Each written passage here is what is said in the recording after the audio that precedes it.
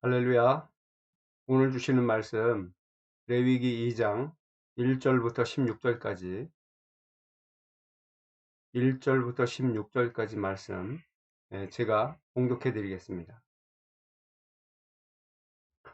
누구든지 소재의 예물을 여호와께 드리려거든 고운 가루로 예물을 삼아 그 위에 기름을 붓고 또 그 위에 유향을 놓아 아론의 자손 제사장들에게로 가져갈 것이요 제사장은 그 고운 가루 한 움큼과 기름과 그 모든 유향을 가져다가 기념물로 제단 위에서 불사를 지니 이는 화제라 여호와께 향기로운 냄새니라. 그 소제물의 남은 것은 아론과 그의 자손에게 돌릴지니 이는 여호와의 화제물 중에 지극히 거룩한 것이니라. 네가 화덕에 구운 것으로 소제의 예물을 드리려거든 고운 가루에 기름을 섞어 만든 무교병이나 기름을 바른 무교전병을 드릴 것이요 철판에 붙인 것으로 소제의 예물을 드리려거든 고운 가루에 누룩을 넣지 말고 기름을 섞어 조각으로 나누고 그 위에 기름을 부을지니 이는 소제니라. 네가 냄비의 것으로 소제를 드리려거든 고운 가루와 기름을 섞어 만들지니라. 너는 이것들로 만든 소제물을 여호와께 가져다가 제사장에게 줄 것이요 제사장은 그것을 제단으로 가져가서 그 소제물 중에서 기념할 것을 가져다가 제단 위에서 불사를 지니 이는 화제라 여호와께 향기로운 냄새니라. 소제물의 남은 것은 아론과 그의 아들들에게 돌릴지니 이는 여호와의 화제물 중에 지극히 거룩한 것이니라. 너희가 여호와께 드리는 모든 소제물에는 누룩을 넣지 말지니 너희가 누룩이나 꿀을 여호와께 화제로 드려 사르지 못할지니라. 처음 익은 것으로는 그것을 여호와께 드릴지나 향기로운 냄새를 위하여는 제단에 올리지 말지며 네 모든 소제물에 소금을 치라. 네 하나님의 언약의 소금을 네 소제에 빼지 못할지니 네 모든 예물에 소금을 드릴지니라. 너는 첫 이삭의 소제를 여호와께 드리거든 첫 이삭을 볶아 찌은 것으로 내 소제를 삼되 그 위에 기름을 붓고 그 위에 유향을 더할지니 이는 소제니라. 제사장은 찌은 곡식과 기름을 모든 유향과 함께 기념물로 불사를 지니 이는 여호와께 드리는 화제니라. 아멘. 이 본문 말씀은 우리 따로 여러분 예배 드리면서도 한번 읽어볼 필요가 있는 것 같습니다. 잠시 기도할게요. 기도하겠습니다. 하나님, 우리에게 귀한 예배 시간 허락하심을 감사합니다. 주께서 받을 만한 예배 되게 하여 주옵시고 성령께서 우리 각 심령들을 붙들어 주시고 주장하사 말씀을 깨닫고 우리 자신을 하나님 앞에 귀한 제물로 드리는 산 제사가 되게 하여 주옵소서. 예배 시작과 마침을 주께 부탁드립니다. 동해시 전 지역에 흑암 권세가 결박되게 하여 주옵시고 한 심령도 은혜 받지 못하며 한 심령도 그 마음에 치유받지 못하는 자가 없게 하여 주옵소서. 지금도 우리를 붙들어 주시는 예수 그리스도의 이름으로 기도하옵나이다. 아멘.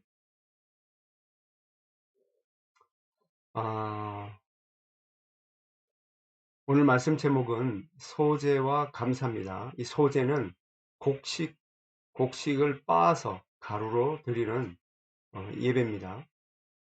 굉장히 중요한 의미를 담고 있고 저와 여러분이 이 말씀은 벌써 3500년 전에 기록된 말씀이지만 지금 우리에게 성취될 중요한 언약이고 저와 여러분의 삶 속에서 성취되어갈 약속이기 때문에 이 말씀을 딱 붙잡고 이 말씀을 따라가는 삶을 여러분 함께 누리시면 좋겠어요.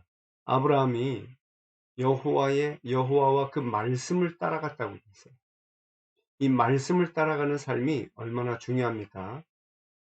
아브라함이 믿음의 조상으로 세워지게 된 이유 중에 가장 첫 번째가 뭐냐 하면 말씀을 따라가는 자였어요. 아무도 하나님의 말씀 따라가는 자가 없었는데 심지어는 그 부모와 그 형제들까지도 말씀 따라가는 자가 없었는데 아브라함이 하나님의 말씀을 따라가는 자였습니다. 오늘도 말씀 따라가는 귀한 축복을 함께 누리는 우리 한누리교회 온 성도들 다 되시기 바랍니다. 우리 주일날 주신 말씀부터 우리 함께 살펴보겠습니다. 마음에 더디 믿는 자들이여 그랬죠. 그리고 오후 예배는 번제단이란 제목으로 말씀을 주셨습니다. 여러분, 우리는 현실에 누구든지 현실을 살아가지 않으면 안 됩니다.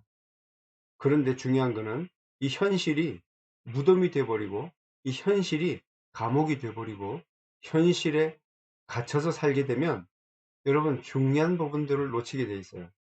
특히 뭐 불신자들, 세상 사람들은 뭐 다른 말 할 필요가 없겠지만 특히 예수 믿는 저와 여러분에게는 이 현실이라고 하는 이 부분이 굉장히 중요한 그 역할을 합니다.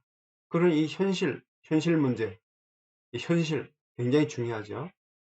이 예수님 제자들이 왜 그렇게 낙심하고 왜 그렇게 어려움을 겪게 됐습니까? 주님이 하신 말씀은 놓치고 눈에 보이는 현실만 보니까 현실이 어떻게 보여요? 모든 것 다 실패했다고 느껴지는 겁니다. 주님의 말씀을 빼놓고 현실만 보니까 어떻게 됩니까? 자기들이 따르고 믿고 따르던 예수님이 죽었어요. 현실만 보니까. 그래서 자기들은 어떻게 된 거죠? 이단 누명을 쓰게 된 겁니다. 그러니까 예수 믿는 흉내만 내도 이제 출교를 당하게 돼 있는 거예요. 그러면 출교를 당하면요, 유대 사회에서는 사형 선고나 마찬가지입니다. 굉장히 두려운 일이죠. 그래서 이 제자들이 그 현실을 딱 현실 앞에 서니까요. 그 현실이 어마어마하거든요. 그 바람에 말씀을 놓쳤지요. 말씀 놓치고 나니까 방황이 되죠. 방황이 되니까 어떻게 됩니까? 이제 막 뿔뿔이 흩어져서 뭐 도망가고 그러는 거죠. 이게 오늘날 신앙생활하는 현대 교인들의 모습은 아닐까? 저와 여러분의 모습은 혹시 아닐까? 그런 생각도 해봅니다. 여러분, 이런 현실 문제에 빠져서 그 문제에 갇혀서 그 문제 현실이라고 하는 감옥에 갇혀서 고통당하는 그 자리에 있지 않기를 바랍니다. 여러분, 그래서 성경은요, 현실에 묶이지 말고 어떻게 하라고요? 말씀 위에 서라고 우리에게 말씀을 주시는 겁니다. 말씀 위에 서라는 거예요. 그럼 이 현실 문제, 이 문제가 우리에게 감옥이 되고 이 현실이 우리에게 무덤이 될 때에는 그게 저와 여러분에게 어떤 역할을 하고 있는 겁니까? 여러분, 이 현실은요, 현실을 우리가 무시하면 안 돼요. 현실을 우리가 뭐 가볍게 여기면 안 됩니다. 중요하죠. 근데 이 현실 문제에 우리가 묶여버리게 되면은 그 현실이 무엇을 우리에게 형성해 주느냐 하면요, 이 사탄의 강한 저항 세력이 되어버립니다. 이 현실 문제가 사탄의 강한 저항 세력이 되어버려요. 그뿐입니까? 이 현실 문제에 딱 갇히게 되니까요, 하나님의 말씀을 놓치게 되죠. 하나님의 말씀을 놓치게 되니까 어떻게 됩니까? 이 죄 가운데에서 저주에 갇힌 자가 되어버리는 거예요. 못 빠져나가요. 못 빠져나오니까 어떻게 됩니까? 사람들은 현실 문제에 두려워하죠. 간단한 예를 들어볼까요? 경제 문제 어떻습니까? 인간관계 문제 어떻습니까? 여러분 혹시 지금 또 여러 가지 여러분 하고 있는 일들 두렵지 않으세요? 뭔가 두려움이 있어요. 왜요? 이 현실 두려워해서 뭐 하게 만들죠? 착각하게 만들어요. 예수님은 분명히 이 십자가에 죽으신 이후에 사흘 만에 살아나실 것을 말씀하셨는데 그 말씀이 하나도 기억이 안 나니까 착각하죠. 이제 우리는 다 끝났구나. 이제 전부 다 실패구나. 실패의식과 이 참 좌절의식이 가득하게 되죠. 착각을 하는 것입니다. 여러분 착각에서 벗어나시기 바랍니다. 이 착각을 딱 하게 되는데 이 생각이 병든 거죠. 착각. 그러니 어떻게 됩니까? 육신과 삶 속에 여러분 주님이 동행하고 있는데 주님 지금 우리는 불신자들에게 전달할 말씀이 아니고 우리 신자들이 누릴 말씀을 나누고 있는 중이죠.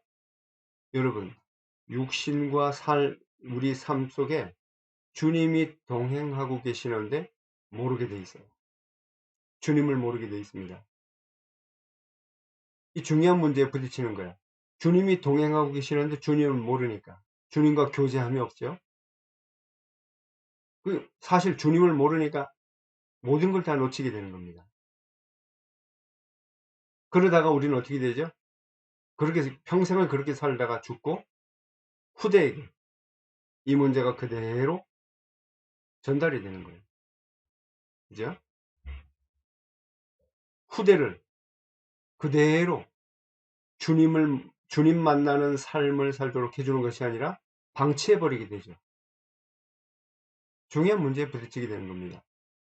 그러면서 우리들 삶의 모습이 어떻게 바뀌죠? 이제는 막 그 현실 문제에서 그 사탄의 저항 속에서 막 벗어나 보려고 어떻게 합니까? 막 고민하고 몸부림치고 그죠? 서로 의논도 해 보고 그 현실 문제에서 벗어나 보려고 좋은 설교 찾아다니고 그렇죠? 뭔가 좀 이렇게 좀 힘 좀 얻어 보려고 또 기도하고 성경도 보려고 하고 그게 나쁜 게 아닙니다. 여러분 이 문제는 다른 방법으로 해결되지 않죠? 이 문제를 해결하시려고 오신 분이 바로 예수 그리스도입니다. 그래서 우리는 다른 게 아니고 오직 예수 그리스도 거기에 들어가야 되는 거예요. 오직 예수 그리스도 중요한 부분이죠. 그래서 우리가 다른 데 자꾸 빠지면 안 됩니다. 그리스도를 보내셨어요. 이분이 오셔서 뭐하죠? 선지자 참 선지자로서 우리를 만나 주시고 동행해 주시고 그리고 뭐하죠? 말씀을 주시는 분이십니다. 여러분 이걸 놓쳐서는 안 됩니다. 참 선지자이신 그리스도께서 우리를 만나 주시고 동행하시고 말씀을 주시는 분이세요. 그리고 이 그리스도가 뭐 하시냐면 참 제사장으로 오셔서 우리를 축복하셔서 눈을 열어 주시는 겁니다. 이 두 명의 제자들이 말씀을 전해 주실 뿐만 아니라 이 엠마오로 내려간 두 제자와 함께 한 숙소에 들어가서 뭐 하죠? 떡을 떼며 기도해 주시는데 제자들의 눈이 탁 열린 겁니다. 그죠? 예수님 우리를 축복하시고 우리 눈을 열어 주시는 분이세요. 그리고 이 예수 그리스도가 참 왕으로 오셔서 그죠? 사탄의 그 강한 저항과는 전혀 상관없이 그 택하신 자들을 다스리고 계세요. 이끌고 계십니다. 그러니 이 축복을 놓쳐서는 안 돼요.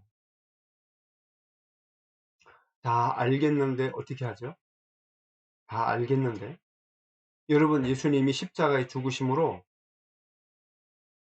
이 예수님이 죽으심 뭘 의미하죠? 아버지 하나님께 완전한 복종 완전히 복종하심으로 뭐하죠? 저항 세력을 완전히 이기신 겁니다. 그리고 예수님 부활하심은 무엇을 의미하죠?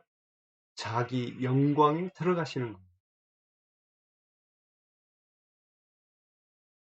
창조주 하나님, 삼위일체 하나님, 자기 영광에 들어가게 되시는 겁니다. 우리의 구원자, 우리의 축복의 근원이 되시는 분이시죠. 예수 그리스도. 부활하심으로 자기 영광에 들어가셔요. 그래서 뭐 하십니까? 지금 성령을 우리에게 주시는 분이세요. 성령으로 동행하시는 분이세요. 다 알겠는데 목사님 다 알겠는데 저는 잘 안 돼요. 그렇습니다. 알면서도 안 돼요.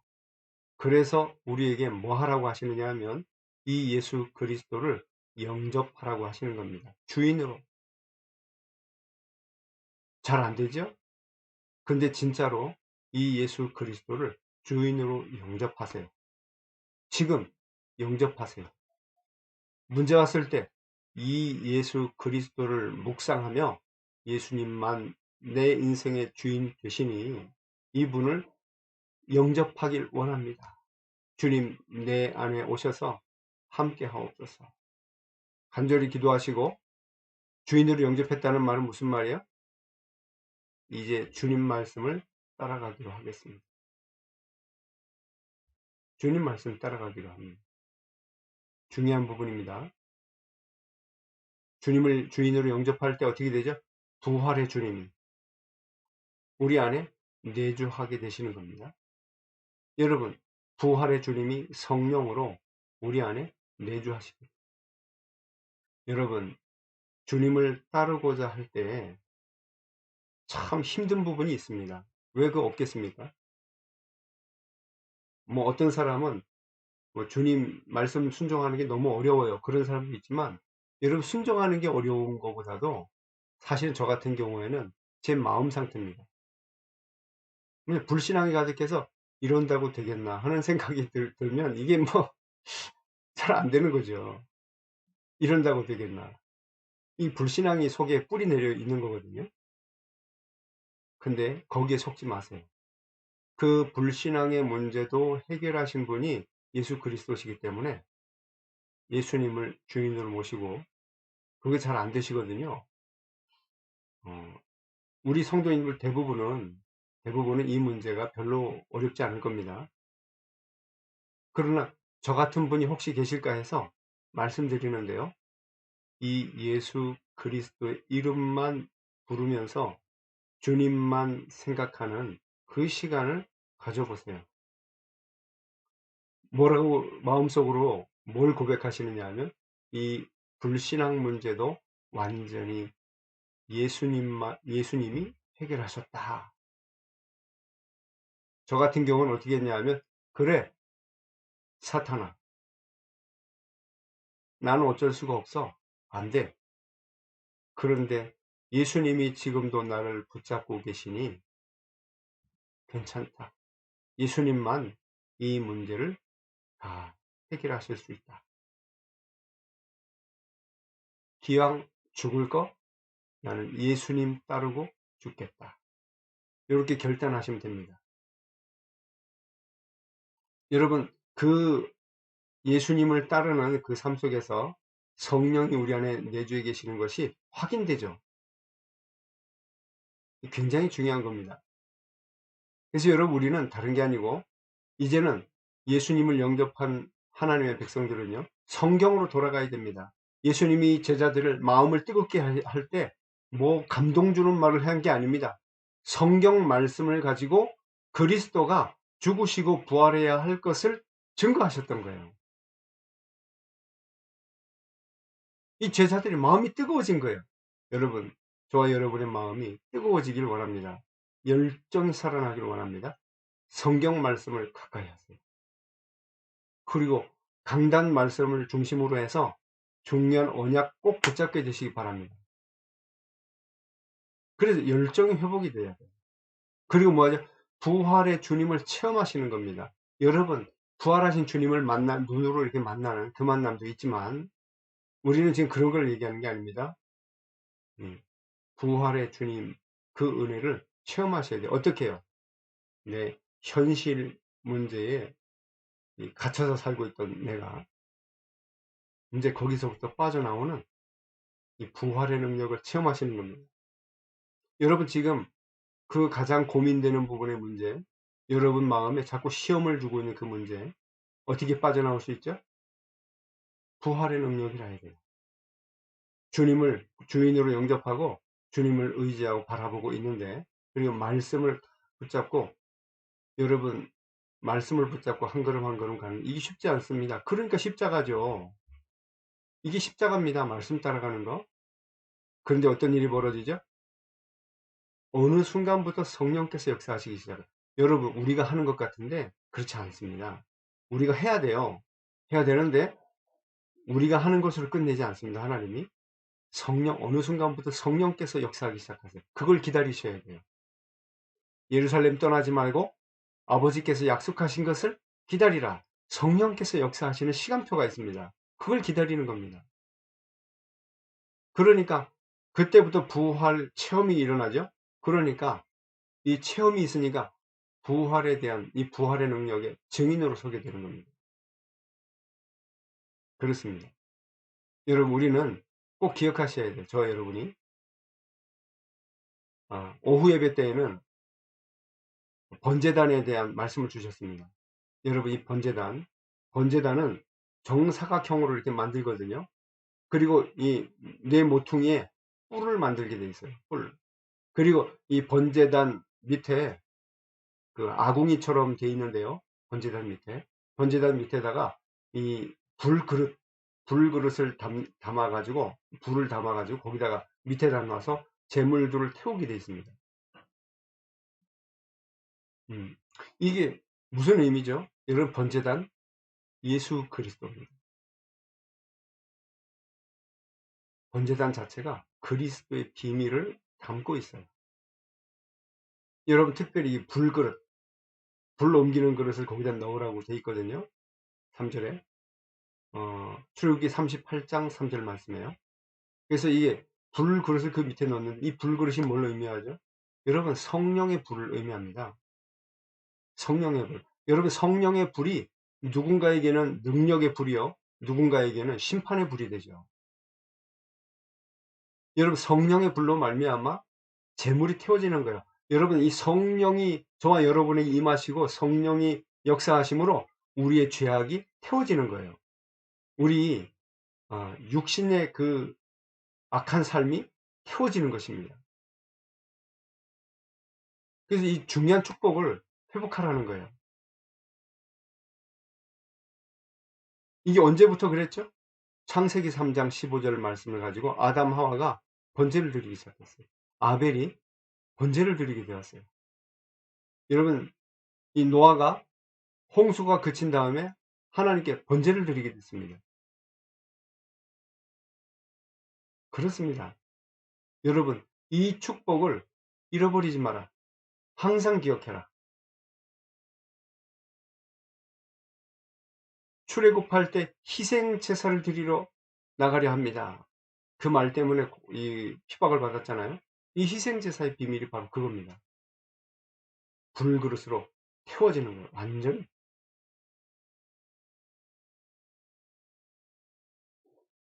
그래서 내 모퉁이에 뿔을 달아라 했는데, 여러분, 이 뿔이 뭐죠? 이 뿔은 용서와 하나님의 능력을 의미합니다. 어떻게 해요? 여러분, 이 죄 지은 사람이 이 성전으로 달려 들어가서 이 번제단에 뿔을 탁 잡게 되면요, 그 죄를 용서받게 되어 있습니다. 심지어 살인죄를 지은 자도 뿔을 잡게 되면 용서받게 되어 있어요. 그런데 한 가지, 고의적으로 지은 죄에 대해서는 용서받지 못하도록 되어 있습니다. 그래서 누가 용서를 못 받았죠? 예, 그 누굽니까? 압살롬. 압살롬이 아니고 누구예요? 요압 장군. 요압 장군이 그 아도니아와 함께 이 반역에 동참을 했었거든요. 그러니까 이 다윗 시대에 그렇게 했는데, 다윗이 죽은 이후에 솔로몬이 아도니아를 죽이려고 했는데 아도니아가 번제단 뿔을 잡았다고요. 용서받았어요. 요압 장군도 뿔을 잡았다고요. 용서를 못 받았어요. 왜요? 요압 장군이 고의로 살인한 것들이 몇 건이 있었어요. 용서를 못 받은 거죠. 그래서 이 번제단 뿔은 뭐죠? 용서와 하나님의 능력을 상징합니다. 이게 우리하고 무슨 상관이에요? 번제단 뿔을 붙잡아라는 거예요. 항상 붙잡아라. 우리의 능력과 우리의 죄성과 우리의 여러 연약함과 무능함을 가지고서는 아무것도 될 수 없기 때문에 번제단 뿔을 붙잡아라. 이 뿔을 붙잡게 되면 어떻게 돼요? 여러분, 계속 번제단 뿔을, 여러분 자꾸 죄 가운데 막 낙심하고서는 예수 그리스도 언약의 이 뿔을 자꾸 안 잡으면요 어떻게 되죠? 이상해요. 이 속에서 일어나는 묘한 반발심 같은 게 있어요. 이 저항 세력이죠. 강한 저항 세력이 있어 가지고 이게 뭐야, 언약의 뿔만 잡으려고 하면 이상해요, 내 마음이. 이 사탄의 권세를 이기게 되시기를 주님의 이름으로 축복합니다. 번제단 뿔을 잡으세요. 잡을 때마다 어떻게 되죠? 네, 삶이 변화돼요. 이 번제단 뿔을 계속 붙잡게 되면 어떻게 되죠? 능력을 얻게 돼 있어요. 이 번제단 뿔을 계속 붙잡으면 어떻게 되죠? 결국에는 하나님의 영광을 나타내는 데 쓰임 받게 돼 있어요. 그리고 이 번제단에 그 모퉁이에 고리를 달아 가지고, 그 동그란 고리를 달아서 그 고리에다가 이 채를 꿰어 가지고 들고 다니게 하는 거예요. 이건 무슨 말입니까? 옮길 수 있어요. 옮긴다는 말은 무슨 말입니까? 어디를 가든지 이 언약을 꼭 붙잡아라. 뿐만 아니라 우리 후대에게 이 언약이 전달되도록 해라 하는 겁니다. 이 축복을 여러분 놓치지 말고 누리게 되시기 바랍니다.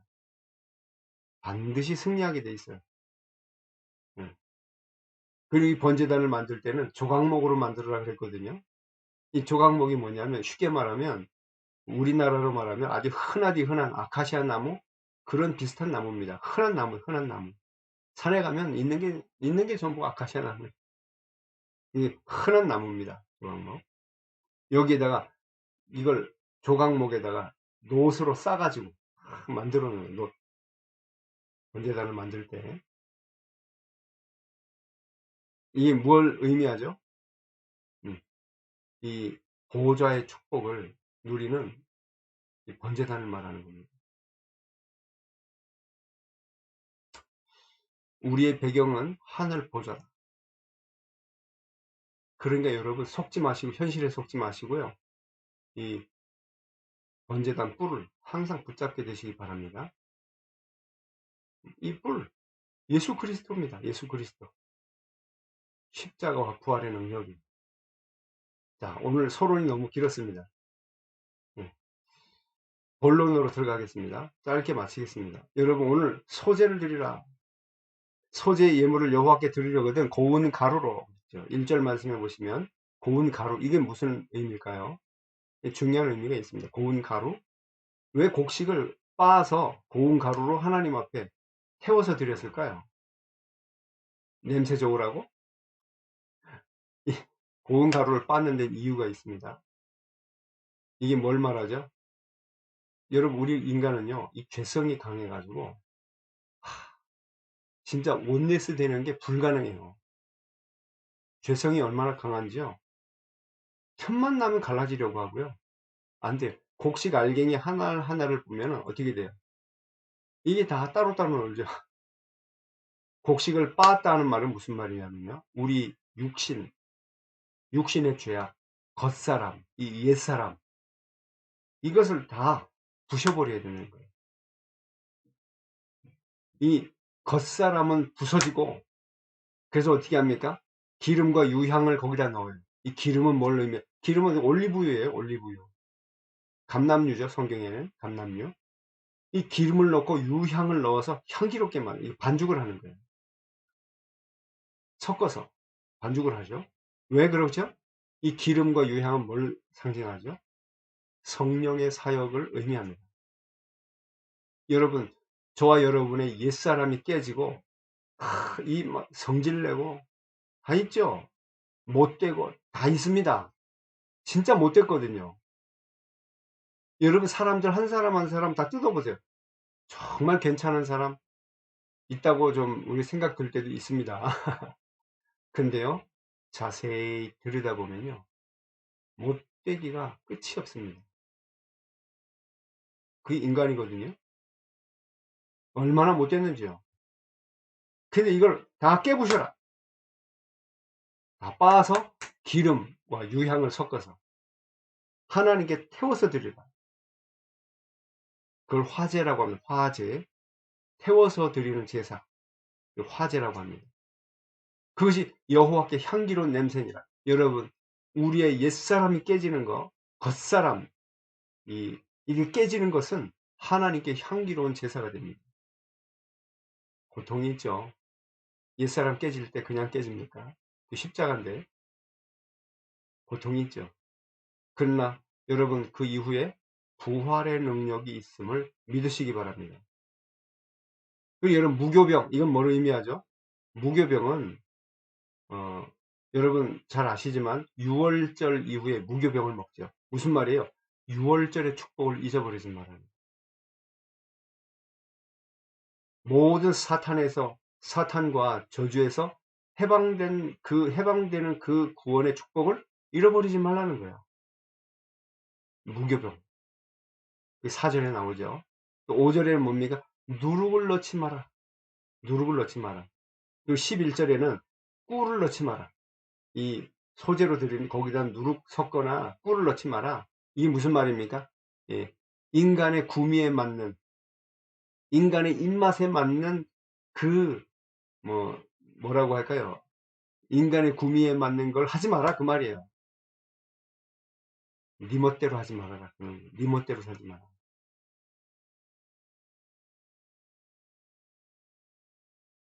인간의 구미에 맞는 삶을 살려고 하고, 그죠? 우린 그럴 때가 참 많거든요. 내게 좋으면 다 선하게 느껴져요. 그렇지 않습니다. 여러분 혹시 여러분을 힘들게 하고 시험 들게 하는 사람이 혹시 있나요? 잘 생각해 보세요. 그 사람이 아니고서는 그 사람이 아니고서는 나를 깨뜨릴 사람이 없습니다. 하나님이 나의 겉사람과 옛사람을 깨뜨릴 사람을 옆에다 붙여 놓으신 거예요. 하나님의 사역자죠, 사실은. 하나님의 사자입니다. 그러면서 12절에 뭐라고 되어 있죠? 처음 익은 것. 그죠? 처음 익은 것으로는 그것을 여호와께 드릴지나 향기로운 냄새를 위하여는 제단에 올리지 말지며. 근데 처음 익은 것으로 하나님께 드리는 거예요. 처음 익은 거. 이건 뭘 의미할까요? 이제 첫 열매 그럼 생각나는 분이 있죠? 그리스도입니다. 그리스도. 근데 여기서 첫 열매는 처음 익은 것은 뭘 의미하냐면 이제 예, 새신자를 의미한다. 새신자. 이 새신자. 이 새신자가 여러분 막 헌신하고 감사하고 여러 가지 일을 교회에서 일을 하려고 감사하죠. 근데 처음부터 그렇게 하면 안 되죠. 이 새신자는 양육이 되어서 이제 여러 가지 어려움을 이겨낼 수 있을 만큼 양육이 되어서 그 이후에 교회 직분을 맡기고 쓰임 받게 하는 겁니다. 첫 판부터 직분을 맡기면 시험 들기 딱 맞습니다. 교회는요 세상과 같지 않아요. 물론 교회 생활 오래 했다고 해서 직분 주는 것도 아니고요. 또 교회 생활 금방 뜨겁게 막 처음 들어온 사람 뜨겁게 한다고 해서 직분 주지 않습니다. 왜냐? 영적으로 어린아이인데 어린아이를 어린아이처럼 해서 양육을 해야 되지. 그죠? 그리고 13절에 보면 이 소재 제물에는 소금을 뿌리라. 소금. 이 소금은 뭘 의미하죠? 하나됨을 의미합니다. 소금. 맛을 내죠? 이 소금. 음. 그래서 소금은 어떤 역할을 하죠? 썩지 않게 하는 방부제 역할을 합니다. 이 소금은 아주 맛이 있게 만들죠. 그래서 여러분 이 소금은 뭘 의미해요? 그 곡식가루에다 뿌려서 이제 뭐 하게 하죠? 하나 되게 하는 겁니다. 원리스 되게 하는.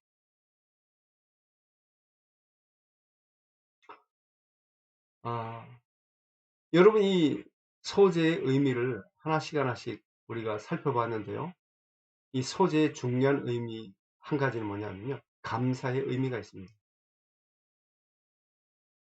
감사의 의미가 있어요. 그래서 구원에 대한 감사겠죠, 물론. 그뿐만이 아니라 모든 것에 대한 감사입니다.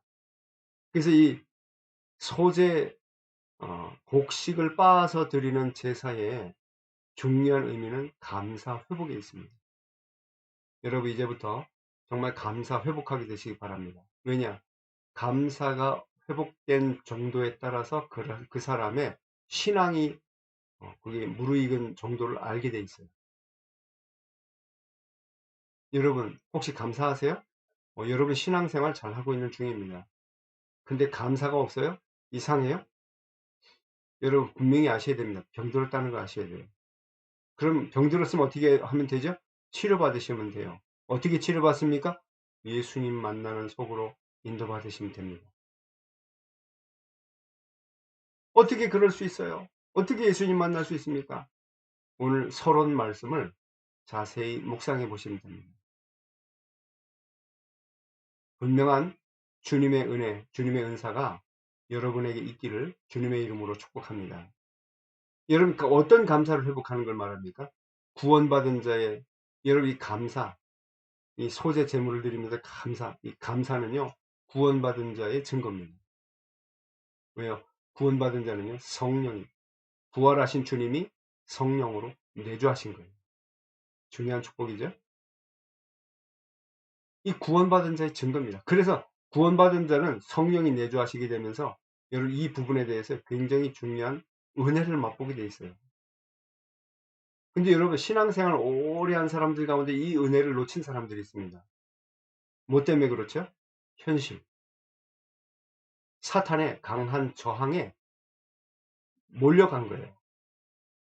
여러분 오늘 전부 다 여기에서부터 빠져나오는 은혜 있으시기 바랍니다. 그리고 응답의 비밀, 여러분 이 감사는 응답의 비밀입니다. 감사 자체가요. 여러분 응답의 비밀이라는 걸 아셔야 돼요. 그러니까 늘 하나님 앞에 감사하는 사람은 모든 게 응답으로 발견이 돼요. 그리고 응답을 받게 돼 있습니다. 성경 구절을 다 말씀드리고 싶지만 한 가지로 말씀드리면 빌립보 4장 6절 7절 아무것도 염려하지 말고 오직 감사함으로 주께 아뢰라. 그리하면 모든 지각에 뛰어난 평강이 너희 마음과 생각을 지키시리. 감사함으로 아뢰라. 감사는 응답의 비밀이 됩니다. 여러분 또 감사는 치유의 비밀이 돼요. 여러분 이 감사 치유의 비밀이 됩니다. 마음과 생각 그리스도 예수 안에서 주신 평강이 우리 마음과 생각을 지키리라. 빌립보서 4장 7절 말씀이죠. 우리 마음과 생각을 지키시리라. 이 말이 뭐예요? 마음과 생각을 치료하시는 능력이 나타나요. 감사. 여러분 억지로라도 감사 시작해 보시기 바랍니다. 근데 하다 보면요. 발견되게 돼 있어요. 여러분 또 이 감사는 누리는 자의 증거입니다. 누리는 자의 증거예요. 아, 계속 누림이 오니까 감사하게 돼 있죠. 누림에 대한 증거입니다. 그리고 뭡니까? 임마누엘의 증거입니다. 감사. 여러분, 뭐 저기 보니까 뭐 정광훈 목사님 교회가 6월달 초에 철거 되도록 강제 명령이 내려졌더라고요. 저는 그걸 보면서 야, 이 종교 탄압, 교회 탄압을 본격적으로 시작하는구나. 그렇게 이제 생각이 듭니다.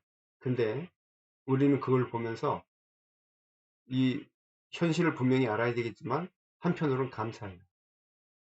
아니 그걸 어떻게 감사할 수 있죠? 아마 정광훈 목사님은 이 감사가 있을걸요. 왜죠? 우리는 말씀으로 주신 미래를 알고 있기 때문에 그렇습니다. 반드시 예수 한국, 복음 통일, 또 세계 복음화 우린 그 길로 가도록 이미 하나님의 작정과 프로그램 속에 있는 것 아닙니까? 하나님이 완벽한 계획 가운데 인도하실 거예요.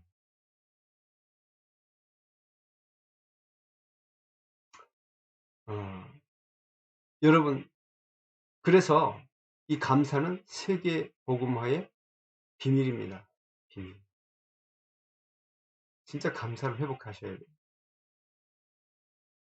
안타깝게도 이 감사가 없는 사람들이 있습니다. 이게 왜 그러냐 하면 이미 생각과 마음이 병들었기 때문에 그래요. 다른 것으로는 해결 안 되게 돼 있습니다.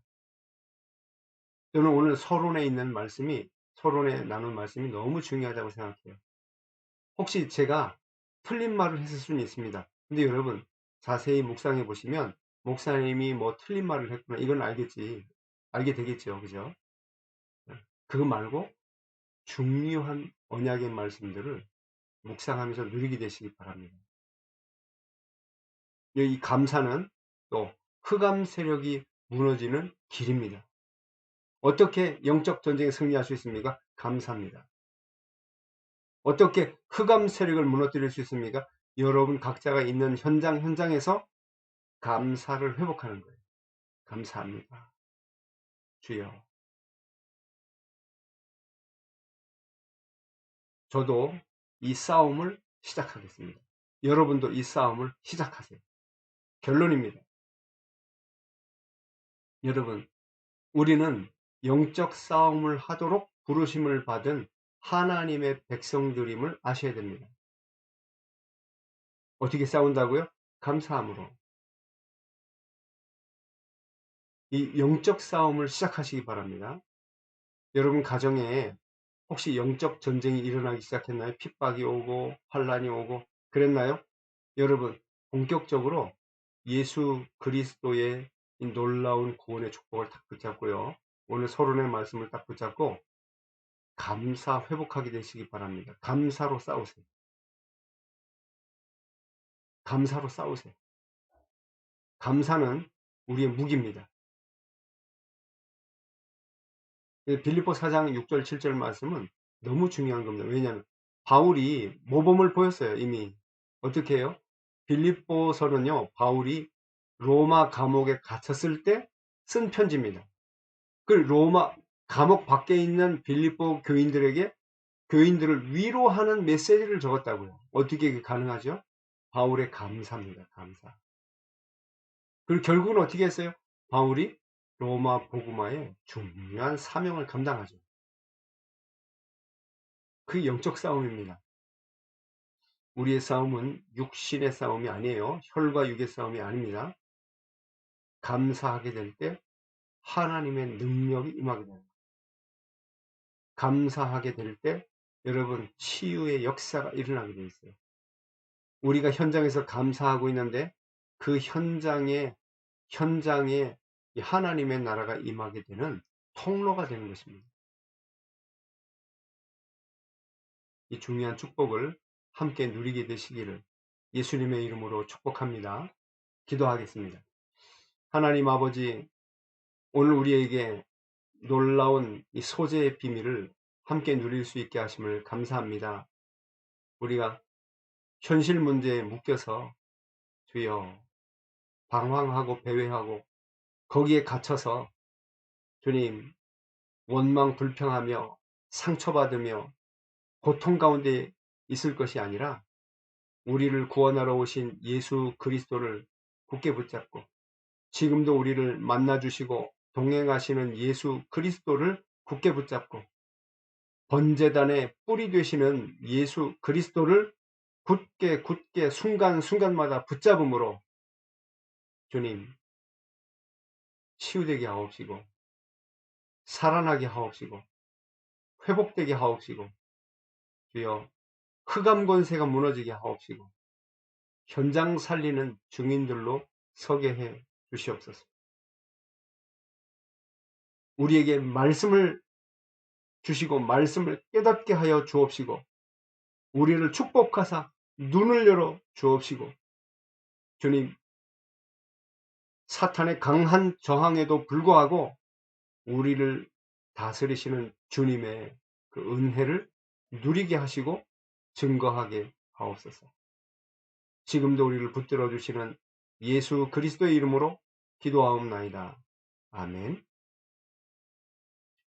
네, 감사합니다. 다음 주부터는 실시간으로 함께 예배를 드릴 수 있도록 시스템도 다 갖추고 이번 주일에는 온 교인이 함께 이제 정상적으로 예배를 좀 드릴 수 있기를 소망합니다. 함께 기도해 주시고 일이 잘 마무리될 수 있도록 함께 힘써 주시면 감사드리겠습니다. 네, 감사합니다.